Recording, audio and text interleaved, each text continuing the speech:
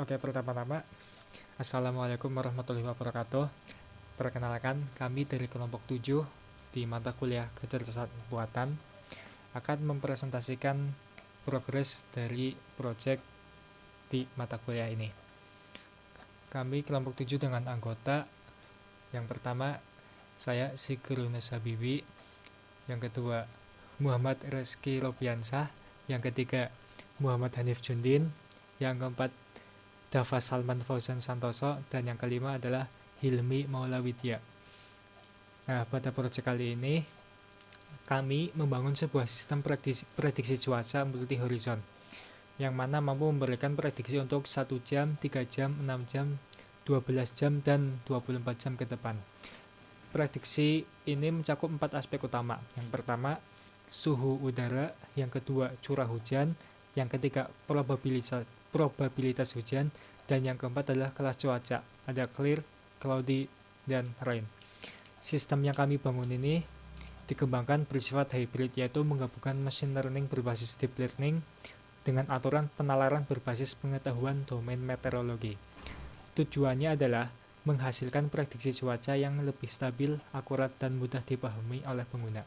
Pada laporan ini, kami akan menjelaskan 3 komponen inti sistem yang kami bangun, yaitu 1. Reasoning, 2. Method, dan 3. Inference engine. Ya baik, selanjutnya saya akan menjelaskan reasoning di balik desain sistem dan pengambilan keputusan prediksi.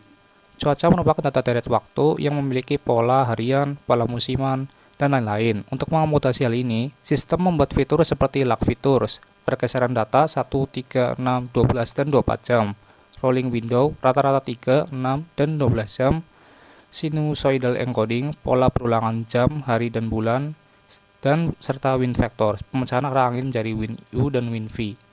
Dengan karakteristik tersebut, reasoning model menjadi lebih mampu membaca tren historis dan hubungan kausal antar variabel. Cuaca tidak dapat dipresentasikan oleh satu jenis target saja.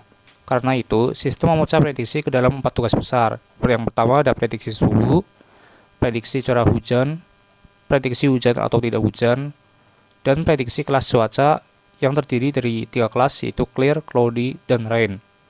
Pemecahan ini membuat reasoning system lebih terstruktur dan lebih sensitif terhadap masing-masing jenis pola cuaca. Penalaran sistem tidak hanya bergantung pada ML, tetapi juga mengadopsi logika meteorologi. Contoh reasoning domain, jika passive type sama dengan rain, maka ambang batas curah hujan untuk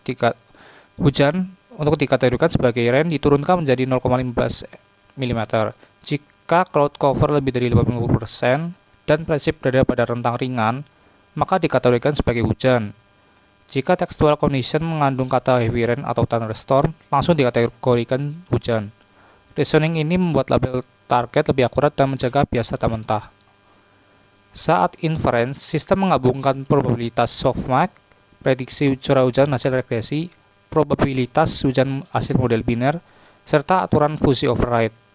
Dengan cara ini, reasoning system menjadi lebih robust dan lebih masuk akal, mirip sistem pakar meteorologi.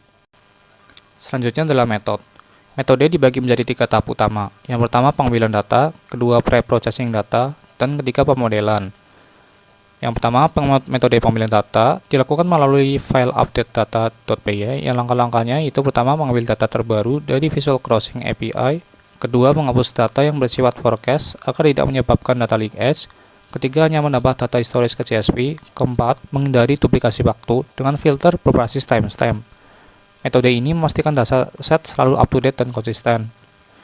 Kedua, metode pre-processing dilakukan melalui preprocess.py yang berisi data cleaning, feature engineering, lag, rolling, dan defencing, pembuatan target multi-horizon, serta pembuatan kelas cuaca dengan prioritas berlapis. Logika ini menghasilkan label yang stabil dan konsisten dalam dataset. Oke, yang ketiga yaitu modeling. Metode pelatihan model dilakukan melalui up.py. Yang pertama itu model LSTM untuk prediksi suhu. Sequence length-nya 24, 1 output per model, total 5 model untuk time horizon. Yang model kedua itu ada LSTM multi output untuk prediksi curah hujan. 2 layer LSTM, 1 model untuk time horizon sekaligus. Model ketiga itu multi output MLP untuk prediksi hujan biner. Density layer pertama 128 neuron, Layer kedua 64 neuron. Outputnya 5 horizon, memberikan probabilitas hujan. Model keempat, Deep MLP prediksi kelas cuaca. Dense layer pertama 1024 neuron, layer kedua 512, layer ketiga 256, layer keempat 128, dan layer terakhir 64 neuron. Batch normalization, dropout besar untuk mengurangi overfitting, 5 output head karena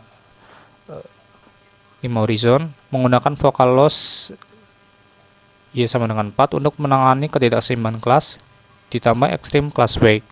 Metode pelatihan ini membuat model lebih stabil dan akurat dalam memprediksi hujan. Setelah kita membahas bagian metode, kita sekarang akan beranjak ke dalam pembahasan bagian kita yang terakhir, yaitu ada di inference engine ataupun mesin pengambil keputusan.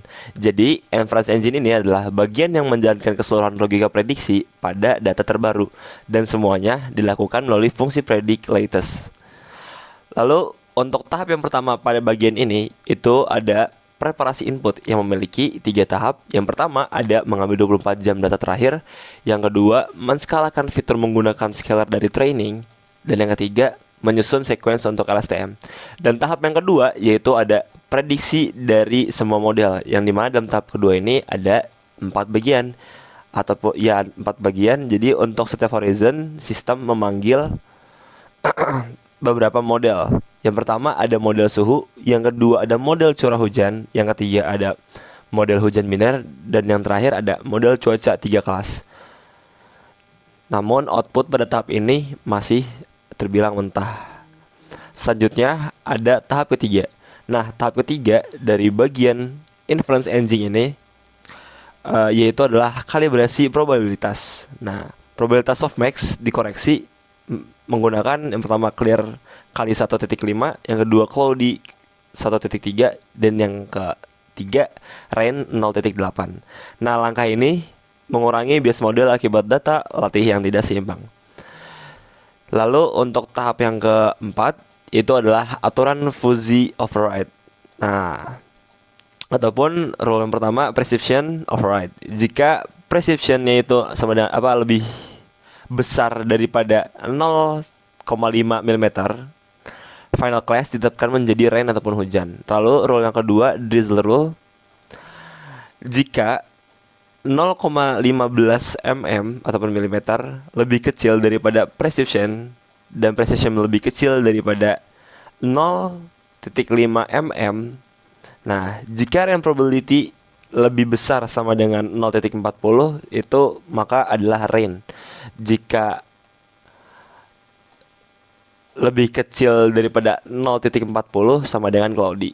Nah, rule yang ketiga ataupun aturan yang terakhir itu adalah konsistensi probabilitas. Nah, dalam aturan ketiga ini menyatakan jika final class sama dengan rain tetapi probabilitas awal rendah, maka probabilitas akan disesuaikan agar konsisten dan dapat mudah dimengerti. Lalu setelah tahap keempat ada tahap terakhir dalam bagian inference engine ini, yaitu tahap yang kelima. Dalam tahap ini terjadi sebuah penyusunan output.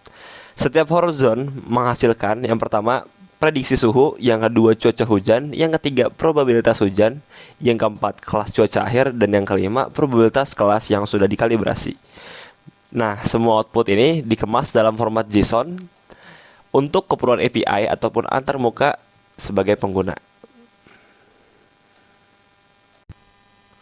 Nah, kemudian kesimpulannya, sistem prediksi cuaca ini menggabungkan data real-time yang terstruktur melalui integrasi API dan pipeline otomatis.